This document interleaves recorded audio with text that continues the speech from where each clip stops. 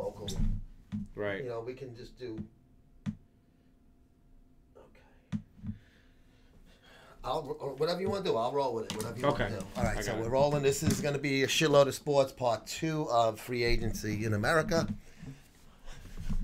Election night in America. Okay, going in 3, 2, 1.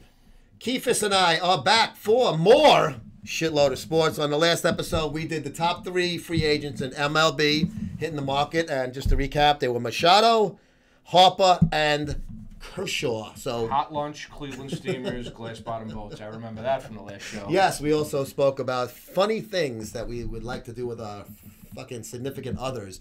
But baseball wise, I know sometimes we have to talk serious stuff. Unfortunately, unfortunately, yes. that we have to get off the perverted topic. But yes, going back into the current free agents, going into the hot stove season. The number 4 free agent, Patrick Corbin. Yankees are very interested in him. Left-handed pitcher from the Arizona Diamondbacks. Very good season last year. 29 years old. The Nationals are interested in him. The Diamondbacks, the Yankees, the Dodgers, the Mariners. He's got a lot of suitors. Left-hander, starter. That's always positives. 29 years old, still has a lot of gas left in the tank. Mm-hmm. So the next one after that is Michael Brantley, the outfielder for the Indians, who's had his problems, Yeah. But when he's played very well.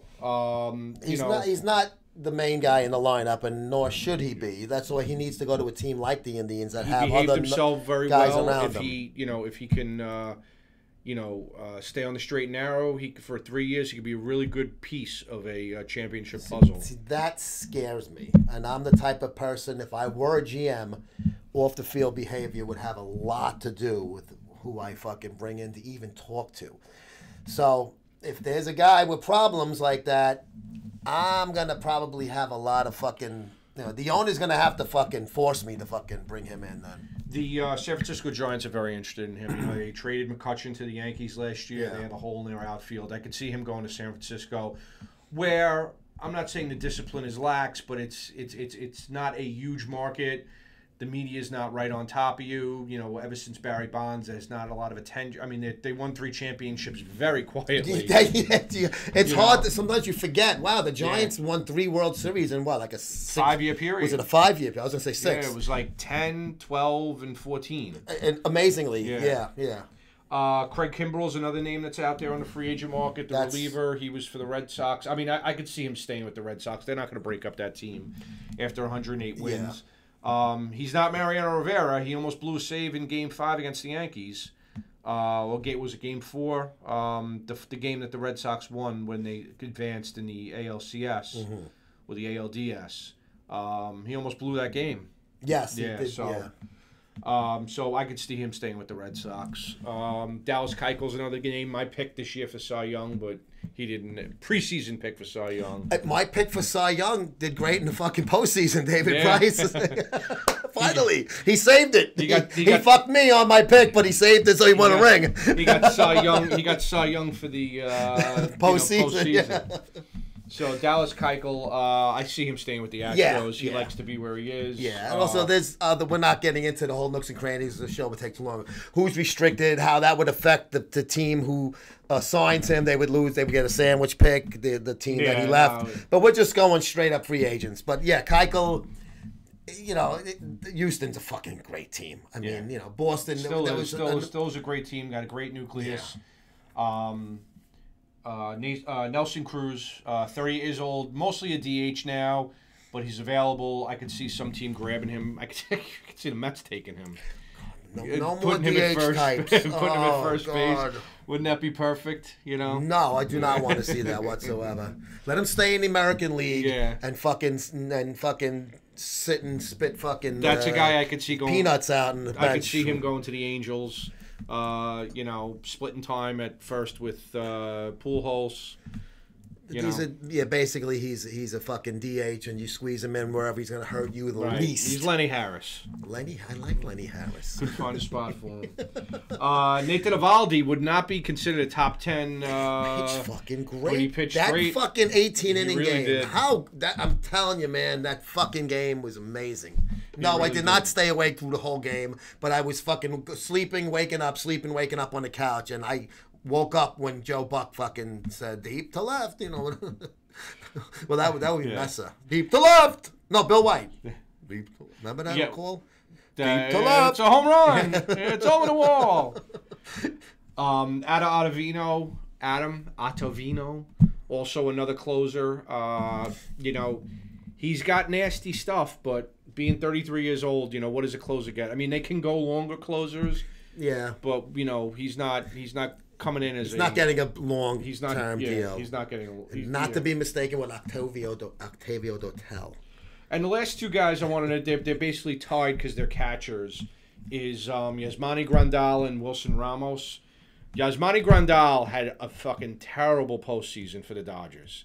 Mary Hart from Entertainment Tonight was yelling at him when he had passed balls. She's still bangable, by the way. Yeah, well, she had that like fraternity sorority sweater on with the Dodgers. That text you sent me during the game. Yeah, and they were checking Larry King's pulse every 5 minutes. He was, my God, talk about. This looks like Larry King's microphone. Yeah, talk about a lifeless garlic. They literally had a lifeless crowd. Yeah, it's a fucking Dodger Stadium, probably. Yeah. And Wilson Ramos, good left-hander. No fucking Muriel's in this fucking thing. He played for Tampa and then Philly last year. He kind of took a downturn when he went to Philly. He was splitting time. He really didn't have the greatest year. For your Mets, either one of those two would be good to replace Darno. Pretty much anything's an improvement with the Mets catching situation as it currently stands, with injuries involved and who they ended the season with. Yeah, I mean, catch is a tough fucking spot. I mean, there's not that many good. I mean, you had that little wave, the Irods of the fucking world, and catching, and you know. A lot of catchers were doing really well, but it's kind of going back to what it was years ago, where with light hitting and defensive call a game. You know, I mean, it's there's no John Benches out there. No Johnny Benches, no Piazzas, even the fucking guy that the Yankees had that was on the Braves, who the fucking Greg hated that McCann. guy. Brian McCann. He did good on Houston though. Yeah, he did. He didn't have to fucking hit 30 homers. That's why. But he was trying to step in the bucket and pull the ball too much at Yankee Stadium. Because of the short and that's porch. what happens. Yeah. You know, that happens a lot.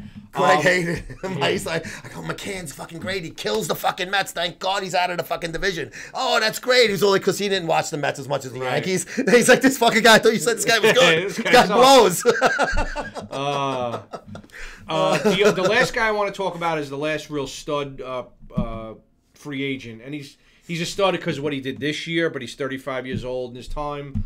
Maybe rolling to an end is Charlie Morton. Another guy I think is going to stay with the Astros. I think he's happy there. They still have a good nucleus, like we said. They still have a team that could probably win another World Series or maybe two, depending on who sticks around. They still got some young guys that are still top players, yeah.